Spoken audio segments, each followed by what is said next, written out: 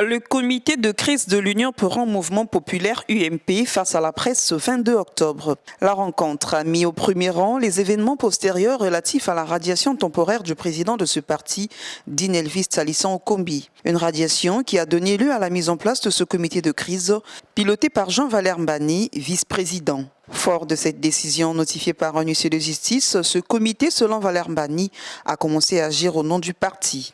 Monsieur Okombi Talisson n'avait pas accepté cette décision et a saisi le tribunal d'instance de Talangaï pour obtenir du tribunal une ordonnance interdisant le comité de crise de mener des activités de façon abusive au nom de l'UMP.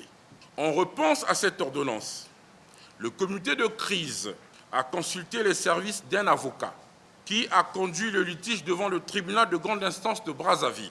Le tribunal de grande instance de Brazzaville a rendu une décision de justice par l'ordonnance 061 du 4 juillet 2019 autorisant le comité de crise, dirigé par l'honorable Mbani Jean-Valère, à faire des déclarations médiatiques, à tenir des réunions de l'UMP jusqu'à la tenue du congrès extraordinaire, seule instance habilitée à délibérer sur les grandes questions du parti.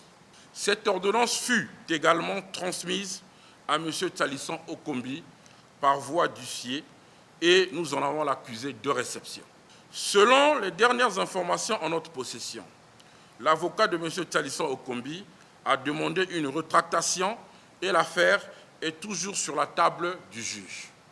Débouté de son bon droit, M. Talisson Okombi pense que le parti est un bien personnel. Il fait semblant d'ignorer les règles d'or qui régissent une association politique.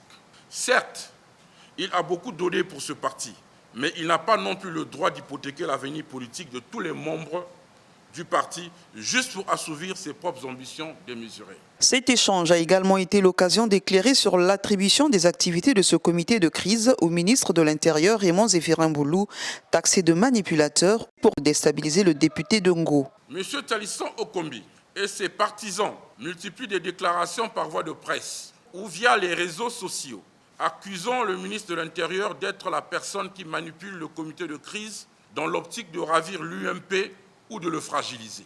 L'UMP, représenté par le comité de crise, ne peut pas répondre à la place du ministre de l'Intérieur sur cette grave accusation. Cependant, le comité de crise de l'UMP, par la présente, demande cette information de nature à distraire nos militants sur le fond de la question. Le comité de crise rassure tous les militants de l'UMP que les actions menées par le comité de crise ont pour seul objectif de sauver le parti des abus de M. Talisson Okombi. Et le comité de crise agit sans recevoir des ordres d'une quelconque personnalité. Pour ce qui est de l'incident produit à l'hôtel Saphir, au sortir de la rencontre entre le Conseil national du dialogue et les partis du centre, dont ce comité de crise représentait l'UMP. Une semaine à peine, les souvenirs demeurent. Pendant que la presse réalisait les interviews, nous avons été victimes d'une agression par surprise. M. Okombi Talisson nous avait tendu un guet-apens. M. Laouya Frédéric, secrétaire national exécutif de l'UMP, a reçu des coups et s'est retrouvé à terre et le sang était visible en abondance sur le sol. Des coups lui ont été portés par l'honorable Talisson Okombi qui était venu nous agresser accompagné de 3 de ses sbires.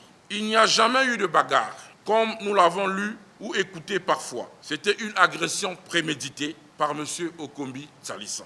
Ensuite, l'honorable Okombi Talisson s'est retourné vers l'honorable Mbani Jean-Valère pour l'agresser également. Il a donné un coup de pied à l'honorable Mbani, mais ce coup de pied a été heureusement stoppé. Dans cette panique, le monde s'est dispersé, mais il cherchait toujours à poursuivre son agression envers l'honorable Mbani, comme le montrent les images diffusées sur la toile. Après cette agression, il a téléphoné l'honorable Mbani et a promis poursuivre son agression au domicile de l'honorable Mbani. À ce stade, notre camarade, M. Laouya Frédéric, est toujours hospitalisé au CHU suite à ses graves blessures à la nuque. Le procureur de la République s'est auto-saisi et une plainte a également été déposée par notre avocat auprès du tribunal.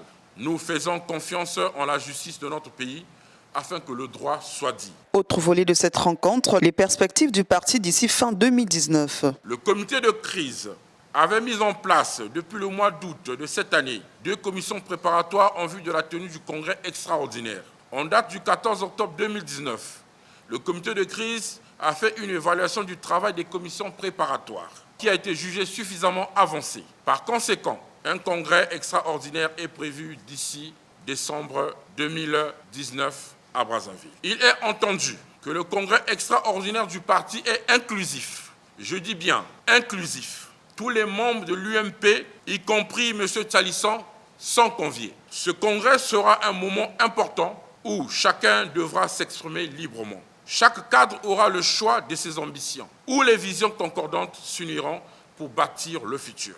Un futur que chacun assumera. La vie du parti appelle au respect des institutions de la République et aux règles de la démocratie, à la tolérance, à l'écoute et au respect de l'autre. Pour ma part, au nom du comité de crise et de l'ensemble des militants de l'UMP, je présente mes excuses à l'ensemble des acteurs politiques de notre pays, de tous nos compatriotes et surtout au Conseil national de dialogue, ainsi qu'aux collègues présidents des partis du centre pour cette honte que nous avons tous vécue à l'hôtel Le Saphir.